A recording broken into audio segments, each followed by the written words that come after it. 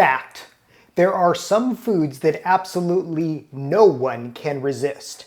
Exhibit A, the potato chip. They're crispy, salty, and insanely addicting.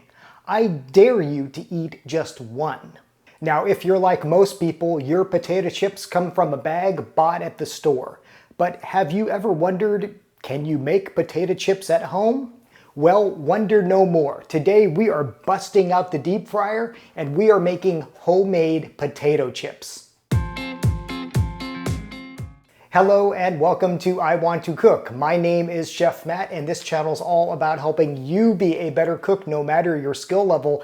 And today we are making homemade potato chips.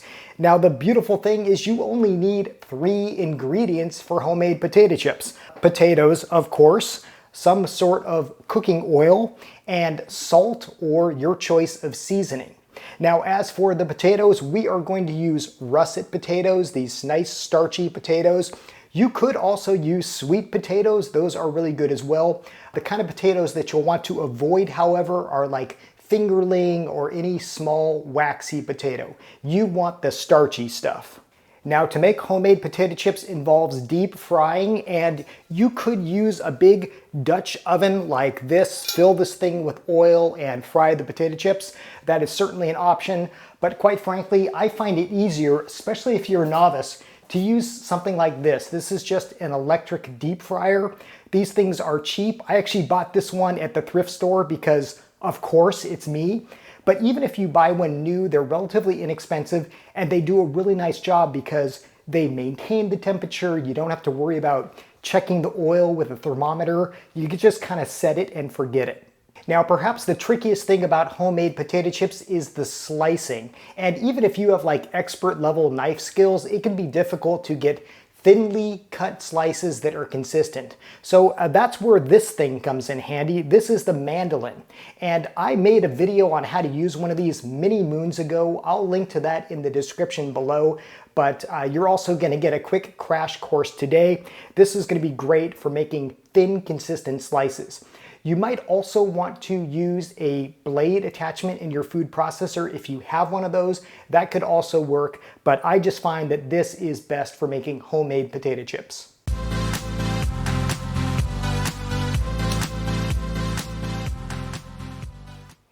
Okay, I've got my mandolin set to the thinnest setting and we are just going to slice. So just like this, we are going to slice these guys up nice and thin.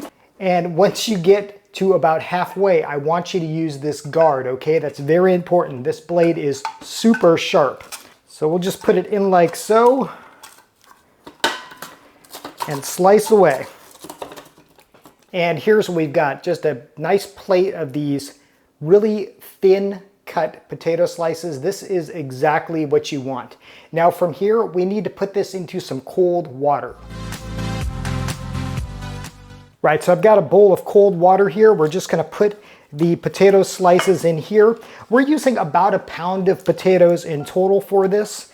And what we're gonna do is put this in the cold water, and this is gonna do a couple of things. We're just gonna kind of swirl these around to get rid of some of that excess starch.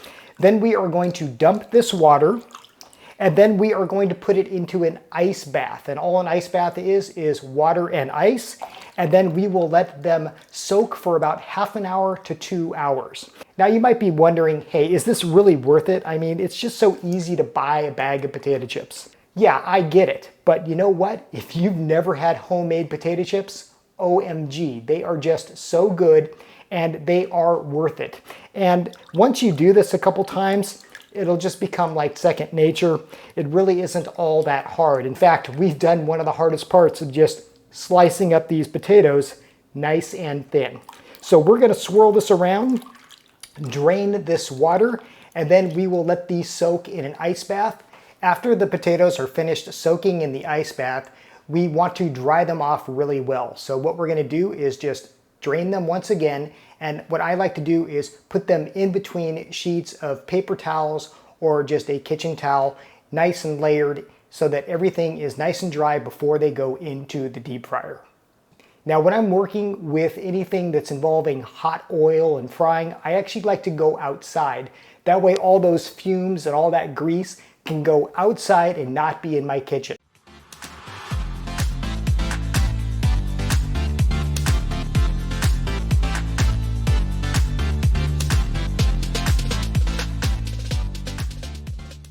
Okay, our oil is hot. I'm just using some vegetable oil for this. You can use any sort of vegetable oil, peanut oil, canola oil. You wouldn't want to use something like olive oil though, because that has too low of a smoke point. So what we're going to do is just load our basket here with these potato chips. You don't want to overcrowd it. We're just going to put a few in here. I'm cooking these at about 375 degrees. That's about as hot as this will go. Now we are gonna lower these into the fryer and begin frying, just like this.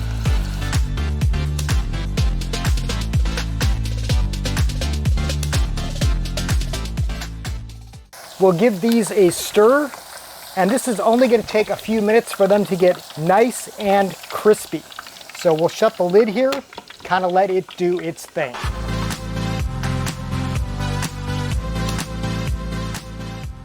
You can also give them a stir every couple minutes or so. Again, this is only going to take a few minutes, and I like to just do a few the first batch just to kind of make sure the color and the consistency and just kind of get the timing. Just like pancakes, your first batch may not always be the greatest. Okay, our first batch is looking good, so we'll just kind of give this a shake. Make sure you get that excess oil off, and take a look at these. Aren't these looking fantastic? Even for a first batch. So all we're going to do is just put these on some paper towels to drain, load this basket back up, and rinse and repeat until all of these potato chips are done.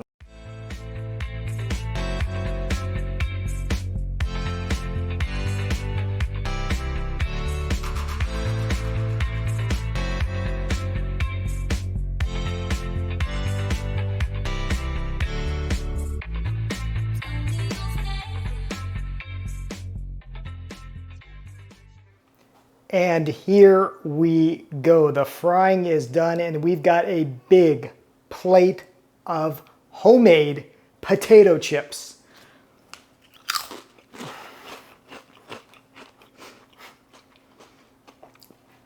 Look, I know it's easy just to tear open a bag that you bought at the store, but these are unreal.